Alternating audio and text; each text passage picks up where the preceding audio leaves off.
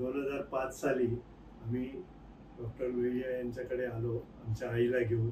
त्याच्या आधी तिला ILD नावाचा रोग होता आणि दोन्ही फुफ्फुसं निकामी झाली होती.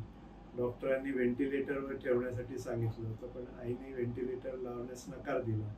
आणि मग त्यावेळेला डॉक्टरांनी अक्षरशः सांगितलं की 4 दिवस किंवा 8 दिवस जेमतेम जातील. मग त्या कंडिशनमध्ये आम्ही तिला लोहिया साहेबांचं शिबिर होतं डॉक्टरांचं, ठाण्याला शिबिर होतं.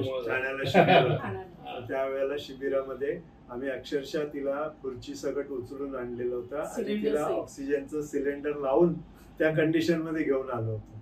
आणि त्यानंतर डॉक्टर साहेबांनी ॲक्युपंक्चरचे काही उपाय माझ्या मिसेसला समजावून सांगितले आणि ते करण्यास सांगितले. तर त्याच्या उपचारानंतर 2007 पर्यंत ती जिवंत राहिली. किती वर्ष? 2 वर्ष. 2 वर्ष पुढे काढलं. तर हे सगळं श्रेय डॉक्टर साहेबांचं आहे. त्याच्यानंतर 2 वर्ष आम्हाला ती मिळाली. Credit goes to doctor Lohia. त्या केसमध्ये 1% शक्यता नव्हती ते वाचतील म्हणून. ILD हा सिव्हिअर आजार आहे. दोन्ही फुफ्फुसं निकामी झाले होते. पेशंट 24 तास ऑक्सिजनवर होता. रोजचे त्या सुनबाई सांगतात त्यांचे की रोज 3 सिलेंडर लागायचे ऑक्सिजनचे. शक्यता काहीच नव्हती. मी त्यांच्या सुनबाई नाही, त्यांच्या सुनबाई यांना काही पॉईंट खुणा करून दिल्या होत्या की तर मुगाचा दाणा चिटकवा आणि दिवसात 4-5 वेळेला ॲक्युप्रेशर करा.